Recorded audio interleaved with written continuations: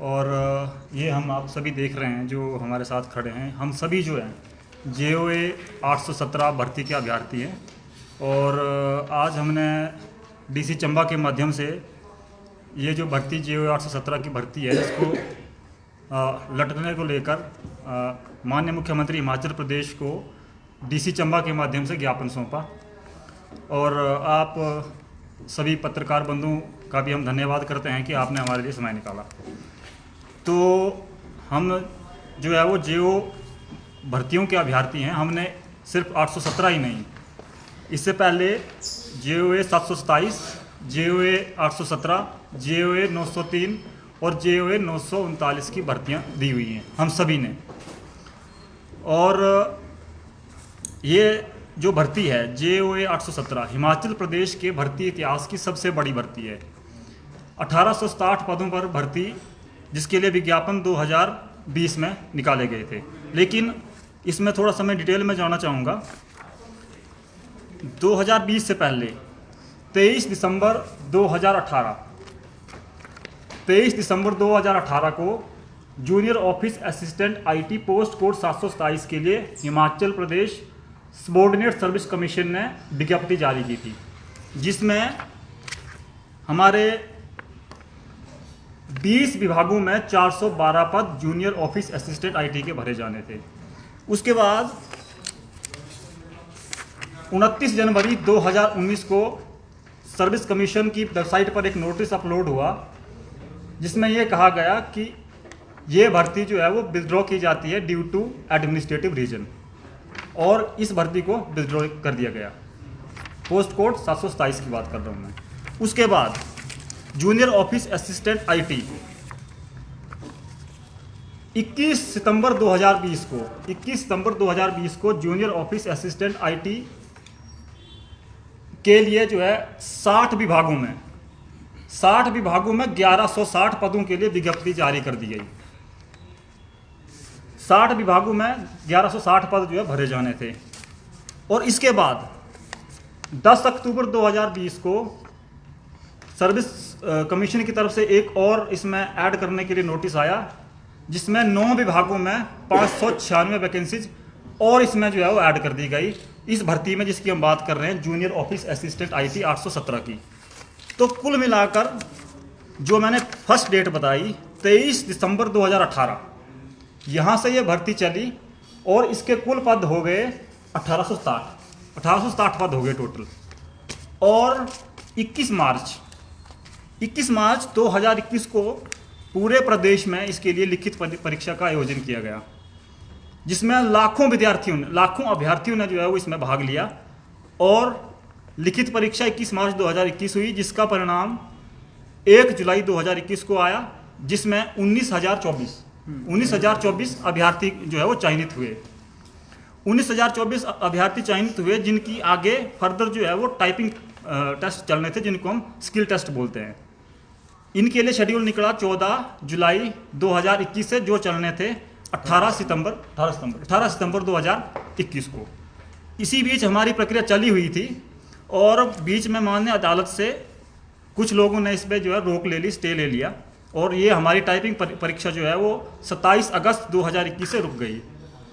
उसके बाद ये मामला चलता रहा और आखिर में 31 दिसंबर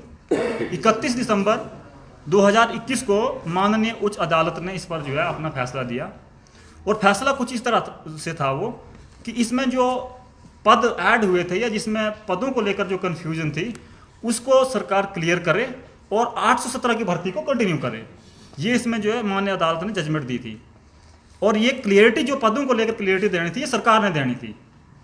लेकिन आज आप देख रहे हैं कि जून आ गया है, जून 2022 आ गया है, तब से लेकर अब तक 1% भी इसमें जो है मूवमेंट नहीं हुआ। 1% भी सरकार की तरफ से इसमें काम नहीं हुआ है कि क्या वो इस सीटें ऐड कर रहे हैं, निकाल रहे हैं, क्या इस भर्ती को शुरू कर रहे हैं, क्या इसका जो टाइपिंग टेस्ट का रिजल्ट है वो आएगा या नहीं आएगा, इसके ऊपर अभी तक कोई कुछ नहीं है। हम लोग जो हैं सब बेरोजगार हैं काफ़ी लंबे समय से, जैसे कि मैंने कहा 2018 से हम इन भर्तियों की तैयारियां कर रहे हैं। और किस तरह से हमें जो है वो धक्के खा रहे हैं, थोड़ा सा इसमें आपको मैं बताना चाहूँगा सीएम साहब से हम एक बार नहीं, 2 बार, 10 बार नहीं, 20 बार हम सीएम साहब से मिले। 7 मार्च 2022 को विधानसभा में हमने घेराव किया, इसको एक शांति प्रदर्शन का हमने नाम दिया। और सीएम साहब ने अंदर से हमारे कुछ जो वहाँ पर चुनिंदा लोग थे उनको मिलने के लिए भी बुलाया। उस दिन सीएम साहब ने अंदर ये कहा कि आपको जो है वो दोबारा विधानसभा आने की ज़रूरत नहीं पड़ेगी। मतलब एक बड़ा आश्वासन जो है वो हमें दिया और हम लोग तो खुश हो गए। बाकायदा हम में से कई लोग तो लड्डू बांट रहे थे कि सीएम साहब ने बोला है तो ये भर्ती अब होकर ही रहेगी। लेकिन बाद में पता चला कि वो एक खाली आश्वासन था और उसके ऊपर काम कुछ भी नहीं हुआ। इसीलिए तो सारी प्रक्रिया चल रही थी। हम जो है वो हजारों जो बेरोजगार हैं वो लगातार सर्विस कमीशन जाते हैं। सर्विस कमीशन बोलता है कि जी आप सरकार को पूछो, सरकार बताएगी कि इस भर्ती का क्या करना है। सरकार के पास जाते हैं जी, वो बोलते हैं आपकी फाइल जो है वो कार्मिक विभाग के पास है, आप उनसे पूछो। वहाँ भी जाते हैं हम, कार्मिक विभाग को भी पूछते हैं कि सर हमारी भर्ती का क्या होगा, इतने लंबे समय से ये भर्ती चल रही है। तो कार्मिक विभाग वाले बोलते हैं जी फाइल लॉ के पास है। कोई भी प्रशासनिक अधिकारी या सरकार का कोई भी नुमाइंदा कोई भी अपनी जिम्मेवारी लेने को तैयार नहीं है कि ये भर्ती रुकी कहाँ है और शुरू कौन करेगा इसको। आज प्रदेश में एक बेरोजगार की हालत देखिए आप, हमारी हालत देखिए आप। हम एक गरीब और मध्य वर्ग के परिवार से आते हैं, कोई लैंडलॉर्ड तो है नहीं कि जो हम रोज धक्के खाएंगे। तो किस तरह से आज हमारे माँ बाप ने हमें पढ़ाया, डिग्रियां डिप्लोमा, और उसके बाद क्या हुआ, कोर्ट में मामला गया, हमने हाई कोर्ट में वकील खड़ा किया, सुप्रीम कोर्ट में भी कुछ दूसरा मामला गया, वहां पर भी हमने एडवोकेट खड़ा किया। तो मतलब हम ही धक्के खा रहे हैं, सरकार कहीं पर भी हमारी बात सुनने को, उसका जवाब देने को बिल्कुल भी तैयार नहीं है। प्रदेश में आज आप बेरोजगारी के आंकड़े और बेरोजगारी की हालत देखिए हिमाचल प्रदेश में। और आज हम हिमाचल प्रदेश में एजुकेशन के मामले में टॉप स्टेट है, टॉप स्टेट है। केरला के बाद हिमाचल प्रदेश जो है वो हमारे देश में टॉप स्टेट है एजुकेशन के। और बेरोजगारी की हालत देखिए, बेरोजगारी हालत में हम जल्दी ही यूपी और बिहार बनने वाले हैं। नंबर टॉप 6 में आ गया हमारा नाम हिमाचल प्रदेश का। राष्ट्रीय जो बेरोजगारी की औसत दर है, उसकी बेरोजगारी की औसत दर से हिमाचल की औसत दर जो है बेरोजगारी की दुगनी हो चुकी है। 80 विभागों से ज़्यादा। मैंने अभी जो हम 817 की भर्ती की जो आप देख रहे हैं, जिसके लिए हम ये खास प्रेस कॉन्फ्रेंस कर रहे हैं आपके माध्यम से, 74 विभागों में 74 डिपार्टमेंट्स ने इसके लिए रिक्वायरमेंट मांगी है। 74 विभागों ने 1860 पदों के लिए ये मांगी है। हिमाचल प्रदेश में तमाम विभागों में पद खाली चल रहे हैं। सैकड़ों विभागों में जेओए के कई पद खाली चल रहे हैं। अभी हमने देखा कि सरकार ने हिमाचल प्रदेश में जो क्लैरिकल कैडर था उसको डाइंग घोषित कर दिया है। हालांकि उसके बाद अभी सेक्रेटरीट में उसकी कुछ रिक्रूटमेंट हो रही है, लेकिन उसकी जगह जो है वो सरकार ने जेओए के पद भरने के लिए जो है वो अपनी नीति बनाई है। लेकिन पिछले 4 सालों से माननीय मुख्यमंत्री जयराम जी के शासनकाल में एक भी भर्ती जेओए की जो है नहीं हुई है। सारे विभागों में जेओए के पद खाली चले हैं। और क्योंकि वो प्रमोशन चैनल होता है, उसके बाद जो लोग जेओए के बाद असिस्टेंट बनते हैं, सीनियर असिस्टेंट बनते हैं, वो भी नहीं बन पाए और वो भी खाली चले हुए। वहाँ पर विभाग जो है वो लगातार चिट्ठियों पे चिट्ठियां लिख रहे हैं सरकार को कि आप इन पदों को भरो, हमारी हालत जो है खस्ता हो गई है कर्मचारियों की। वहाँ पर जो है एक बड़ी रिक्वायरमेंट है और हम बेरोजगार भी सरकार को यही मतलब रिक्वेस्टें कर रहे हैं कि आप इन पदों को भरिए, आप इन पदों को भरिए, जो भर्तियां लंबित हैं उनको भरिए। लेकिन सरकार है कि उनके कान पर जूं तक नहीं रेंगती। अभी आपने देखा जेओए की ही हम बात कर रहे हैं, तो माननीय उच्च अदालत ने स्वतः संज्ञान लेते हुए सरकार से ये जवाब मांगा है कि अकेले शिक्षा विभाग में 2000 पद जेओए और लाइब्रेरियन 2000 पद जेओए और लाइब्रेरियन के खाली चल रहे हैं। तो हाई कोर्ट पूछ रहा है सरकार से कि आप क्या कर रहे हैं, एक एजुकेशन विभाग में ही 2000 पद खाली चल रहे हैं, तो क्या आप इनको भर रहे हैं, नहीं भर रहे हैं, क्या सरकार इस पर नीति बना रही है। तो ये आप हालत देखिए कि किस तरह से जो है वो हालत बेरोजगारी की हिमाचल प्रदेश में चली हुई है। दूसरी तरफ बड़ी हैरानी की बात है, ठेके पर जो है आउटसोर्स पर लोग रखे जा रहे हैं, आउटसोर्स पर लोग रखे जा रहे हैं। और उसके लिए हमने माननीय मुख्यमंत्री जी का एक देखा मीडिया में, वो बता रहे थे कि हमने जो है वो आउटसोर्स पर सबसे ज़्यादा भर्तियां की है। एक मतलब क्रेडिट ले रहे थे मुख्यमंत्री, अच्छी बात है वो करें। और दूसरी तरफ एक तरफ वो आउटसोर्स पर ज़्यादा से ज़्यादा भर्तियां करने की कोशिश कर रहे हैं और दूसरी तरफ कमेटी बना के उनको पॉलिसी में लाने की कोशिश कर रहे हैं। अभी आप देखेंगे हिमाचल में 13,000 मल्टीटास्क सर्विसेज के लिए जो वर्कर की भर्ती है उसको भरने की प्रक्रिया हिमाचल प्रदेश में जो है वो जारी है। 13,000 पद, जिसमें 5,000 पद जो हैं वो पीडब्ल्यूडी विभाग में हैं और 8,000 पद शिक्षा विभाग में हैं। तो दूसरी अब आईपीएच विभाग में जो बैकडोर से भर्तियां हो रही हैं वो जग जाहिर है। एक एक हिमाचल का युवा ये बात जानता है कि किस तरह से सरकार ने जो है अपने चहेतों को वहाँ पर एंट्री के लिए बैकडोर का दरवाजा खोल के रखा है और आईपीएच में धड़ाधड़ भर्तियां हो रही बिना किसी मेरिट को, बिना किसी रोस्टर को रिकंसीडर किए। तो आप बैकडोर से भी एंट्रियां कर रहे हैं, आप ठेके पर भी एंट्रियां कर रहे हैं, आप एमटीएस की भी भर्तियां कर रहे हैं। तो जो आपने सबऑर्डिनेट सर्विस कमीशन बनाया है उसका क्या काम रह गया? हम तो ये मांग करते हैं कि अगर सरकार नहीं करना चाहती है भर्तियां सबऑर्डिनेट सर्विस कमीशन के थ्रू तो बंद कर दे उसको। हम लोग जो सालों साल 4-4 साल से सबऑर्डिनेट सर्विस कमीशन की तैयारी कर रहे हैं, उनके पेपरों की तैयारी कर रहे हैं, तो हम क्यों कर रहे हैं? फिर उसको बंद ही कर दो जो आपने भर्तियां करनी नहीं है। हिमाचल प्रदेश में भर्तियों का आप आलम देखो, सारी भर्तियां फंसी हुई हैं। एक भी भर्ती 2018 से आज तक ऐसी नहीं है जो लिटिगेशन में नहीं गई हो, जो लॉ जिसके ऊपर कोई लॉ सूट ना हो, या जो जिसमें कोई पेपर लीकेज ना हो या धांधली ना हो। कोई ना कोई भर्ती किसी न किसी जो है वो समस्या में फंसेगी। चाहे वो पुलिस की भर्ती ले लो, JOA आप 939 की जो भर्ती है, रिसेंटली उसका पेपर भी लीक हुआ है। 300 पद 939 में है पोस्ट कोड, जिसका पेपर लीक हुआ, उसकी इन्वेस्टिगेशन का कोई पता नहीं है। एक तरफ पुलिस की इन्वेस्टिगेशन हो रही है, दूसरी तरफ JOA 939 की इन्वेस्टिगेशन को ठंडे बस्ते डाल दिया गया है। 300 पदों के लिए आप बेरोजगारी का आलम देखिए। 1,18,000 युवाओं ने पेपर दिया है, 1,18,000 युवाओं ने मात्र 300 पदों के लिए। ये बेरोजगारी का आलम है। और वो लोग अब वेट कर रहे हैं कि क्या ये भर्ती कैंसिल होगी कि पूरी होगी, सरकार कुछ तो बताए। युवा परेशान पड़े हुए हैं, क्या आप उस भर्ती को कर रहे हैं कि नहीं कर रहे हैं, क्या कर रहे हैं उस पर, सरकार उस पर भी कुछ नहीं बोल रही है। और मुख्यमंत्री जी से हमारा ये आग्रह है कि हम आपसे भी सर कई बार मिले और हम आपका सम्मान करते हैं, आपकी ईमानदारी के हम रिस्पेक्ट करते हैं और हमें आप पर पूरा भरोसा है, क्योंकि आपके जो मंत्री हैं उन पर हमें किसी पर कोई भरोसा नहीं है। एक मई को हुआ था जनमंच, 1 मई को हिमाचल प्रदेश में हर एक डिस्ट्रिक्ट में जनमंच हुआ। JOA के अभ्यर्थियों ने एक योजना बनाई कि हम जनमंच में जाके अपनी जो है रिक्वेस्ट, अपनी प्रार्थना जो है वहां पर मंत्रियों के समक्ष रखेंगे। किसी तरह से ये बात लीक हो गई, एक दिन पहले लीक हो गई और मीडिया वालों ने एक दिन पहले चला दिया कि जो 817 के अभ्यर्थियों ने इस तरह से जो है एक योजना बनाई है।